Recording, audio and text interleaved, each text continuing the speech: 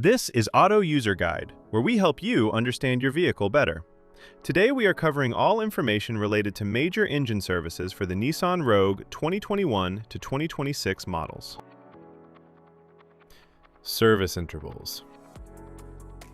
Engine oil needs to be changed every 75,000 to 10,000 miles, which comes out to around 12,000 to 16,000 kilometers. If you drive in tough conditions or put a lot of load on your engine, sticking to the lower end of that range is the better call.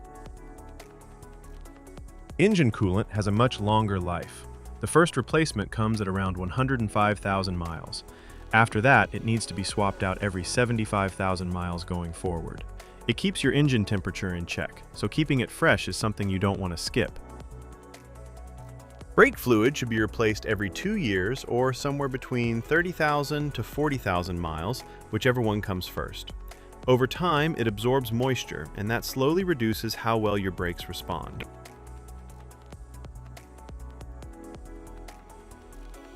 Engine oil. Engine oil capacity.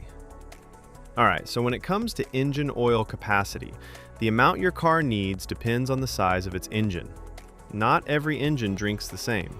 If your car runs a 1.5-liter 3-cylinder turbo engine, the total oil capacity, including the filter, is 5.0 US quarts, which comes out to about 4.7 liters.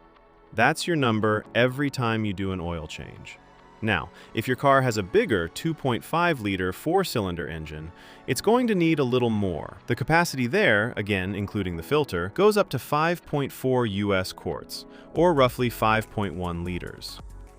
Recommended engine oil. Now let's talk about which engine oil you should be using. The recommendation is to go with a genuine engine oil, or any good quality commercial engine oil, if it matches the right type and viscosity for the temperature in your area. That last part matters more than people realize. The oil that works well in a cold climate isn't always the best choice for somewhere hot, so always check the viscosity chart and pick accordingly. On the topic of synthetic oil, you can use it. Synthetic motor oil is perfectly fine as long as two things check out. It carries the API certification seal, and it matches the viscosity grade your engine calls for. If both boxes are ticked, you're good to go. Change engine oil and oil filter. Before anything else, change your oil and filter based on the maintenance message that shows up on your driver information display. That message is your reminder. Don't ignore it. Here's how the full process goes. Step 1. Start the engine and let it run until it reaches its normal operating temperature. Once it's warmed up, turn it off. Warm oil drains out much more easily than cold oil. Step 2. Open the hood and take off the engine oil fill cap. This helps the oil drain smoothly by allowing air in. Step 3. Get under the car and locate the undercover. Remove the Phillips head screws and slotted head screws by turning them 90 degrees counterclockwise. Then pull the undercover off. Step 4. Find the drain bolt at the bottom of the engine. Remove it along with the washer and let the old oil drain completely into a container placed underneath. Step 5. Remove the oil filter and let any remaining oil inside it drain out as well. Set it aside for proper disposal. Step 6. Before putting on a new filter, check that the old filter gasket didn't stick to the engine's contact surface. This is a small but important check. A leftover gasket can cause an oil leak. Step 7. Clean the contact surface on the engine block, wiping away any dirt or dust. Then install a fresh oil filter. Step 8. Put a new washer on the drain bolt and reinstall it back into the engine. Step 9. Pour in the recommended engine oil. Make sure you're using the right type and the correct amount for your engine size. Step 10. Put the oil fill cap back on securely and start the engine. Step 11. Let the engine run for a few minutes, then get underneath and check around the drain bolt and oil filter for any leaks. If you see drips, shut the engine off and address it before going further. Step 12. Turn the engine off and wait for about 3 minutes. This gives the oil time to settle. Then pull out the dipstick and check that the oil level is right where it should be. gauge. After you've changed the engine oil, there's one more thing you need to do: reset the oil life gauge. If you skip this step, the car won't know the oil has been changed and will keep showing you an inaccurate reading. Here's how to do it on your car. First, make sure the ignition is on. You don't need to start the engine, just press the start button without pressing the brake pedal so the system powers up. Next, go to your driver information display and navigate to the vehicle information menu. You'll find an option that shows your current oil life percentage. Once you're on that screen, press and hold the selection button, usually the one on your steering wheel, for about 10 seconds. The oil life indicator will start to blink, which means it's ready to be reset. While it's blinking, press and hold the button again. The display will reset back to 100%, confirming that the system now recognizes the fresh oil. Once you see 100% on the screen, you're done. The gauge has been successfully reset. After that, go ahead and start the engine normally. Let it run for a moment and confirm that no warning lights related to the oil are showing up on the dashboard. Now we're moving on to coolant and fluid specifications. Keeping your coolant at the right level is just as important as your engine oil. It keeps your engine from overheating and running into serious problems. Engine coolant, radiator. Before you touch anything, make sure both the engine and the radiator are completely cool. Never open the radiator cap on a hot engine. The pressure inside can cause boiling coolant to spray out and burn you.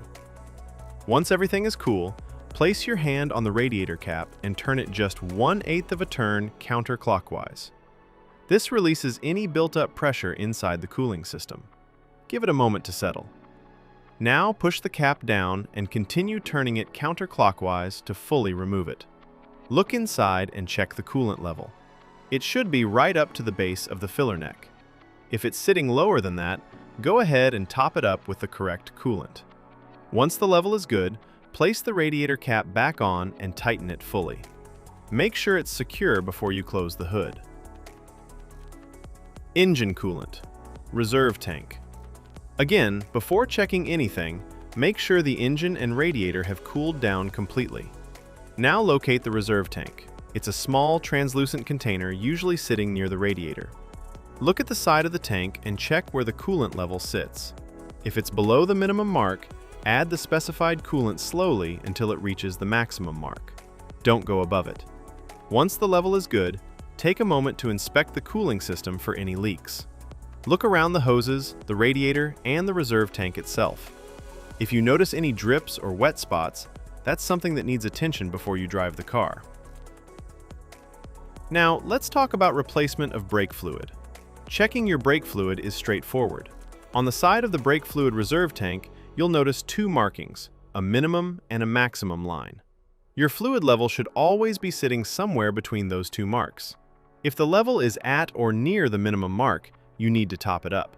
Don't let it drop below that line. Low brake fluid can affect how your brakes respond, and that's not something you want to find out about while you're driving. At the same time, don't overfill it past the maximum mark either. Just keep it in between and you're in good shape. One thing worth mentioning for those driving a manual transmission model, your brake fluid reserve tank also takes care of the clutch fluid. It's the same tank serving both systems.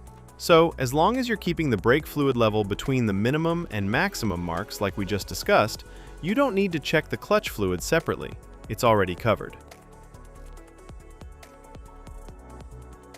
Tire rotation schedule. Tire rotation is one of those maintenance steps that people often overlook, but it makes a real difference in how long your tires last. Generally, you should be rotating your tires every 5,000 to 10,000 kilometers. If your vehicle manufacturer recommends a different interval, go with that instead. Tires without rotation marks. The diagram on screen shows the rotation pattern for tires without rotation marks. These are also called non-directional tires. Because they don't have a fixed direction of rotation, you have more flexibility in how you rotate them. In this pattern, the front left tire moves straight back to the rear left position, and the front right tire moves straight back to the rear right position. Then, at the next rotation interval, the rear tires cross over, the rear left moves to the front right, and the rear right moves to the front left.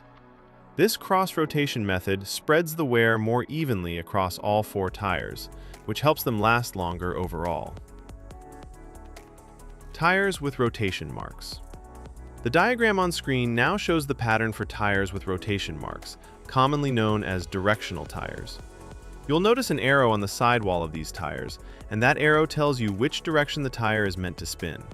It only works one way. Because of that, you can't cross these tires from one side of the vehicle to the other. The rotation here is simpler. Tires just swap between front and rear on the same side. The front left goes to the rear left comes up to the front left, and the exact same thing happens on the right side. It's a straightforward swap, just without the crossing over that you do with non-directional tires. Now let's talk about the fuel tank capacity. Your fuel tank holds a total of 14.5 US gallons, which is equal to 55 liters. Thanks for watching this video. I really hope it helped you understand things a little better. If you found it useful, give it a like. And if you haven't subscribed yet, hit that subscribe button so you don't miss the next one. Drop your thoughts or questions in the comments below. I'd love to hear from you. It genuinely means a lot.